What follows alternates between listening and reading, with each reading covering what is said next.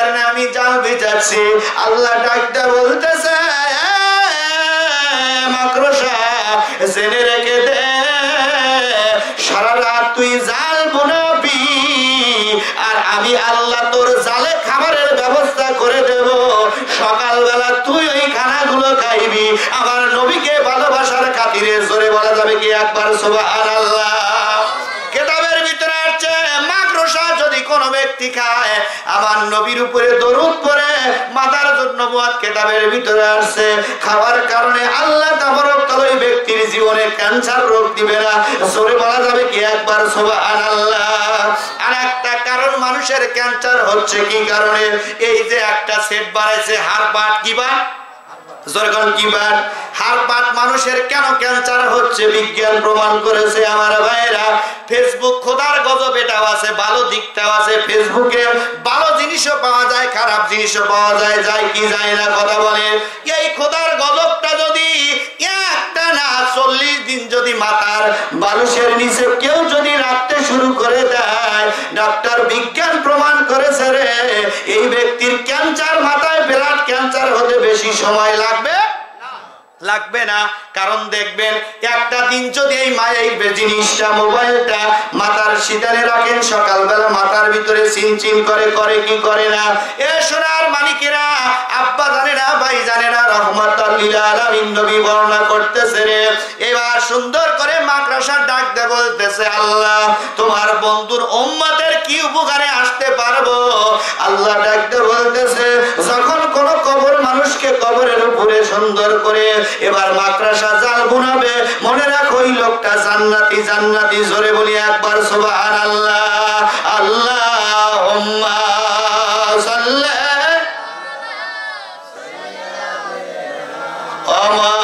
মাওলানা মুহাম্মাদ ওয়ালা নিসবই নামেন সব উপরে উঠছে, এটা নিসবই নামেন আল্লাহুম্মা সাল্লি সবাই মাওলানা মুহাম্মাদ ওয়ালা আলি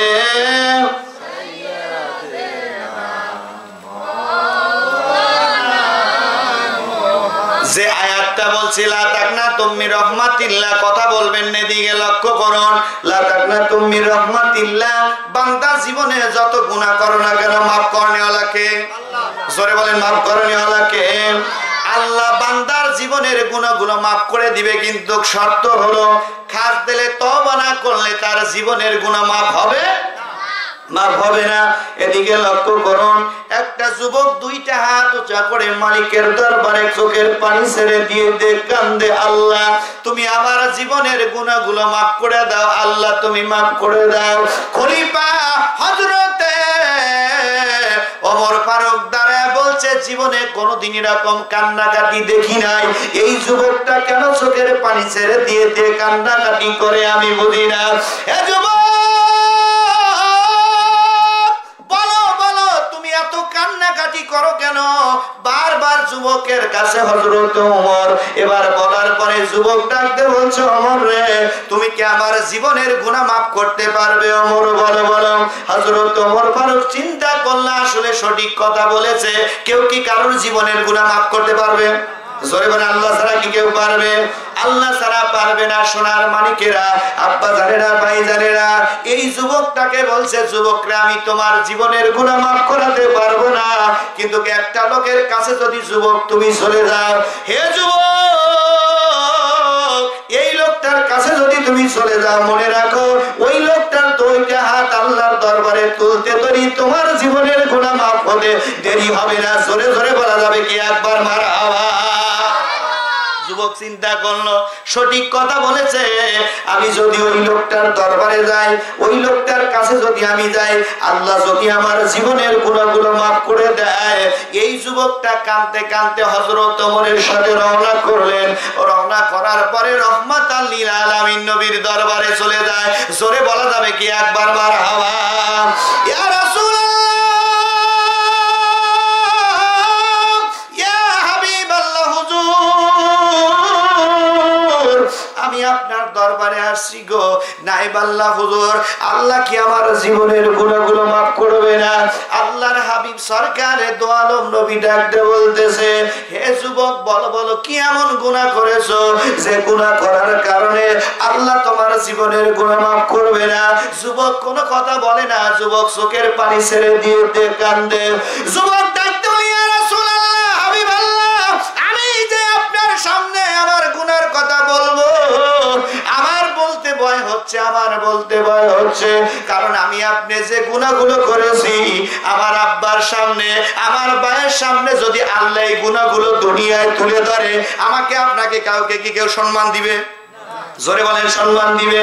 কেউ সম্মান দিবে না। সোনার ভাইরা রে, আল্লাহ এই কারণে গোপন রেখেছে।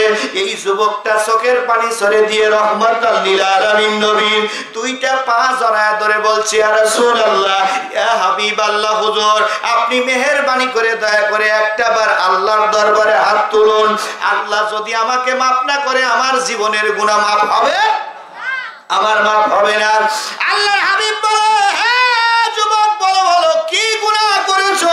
জীবনে কোনদিন এত কান্নাকাটি দেখি নাই। যুবক বলো বলো, বারবার বলো।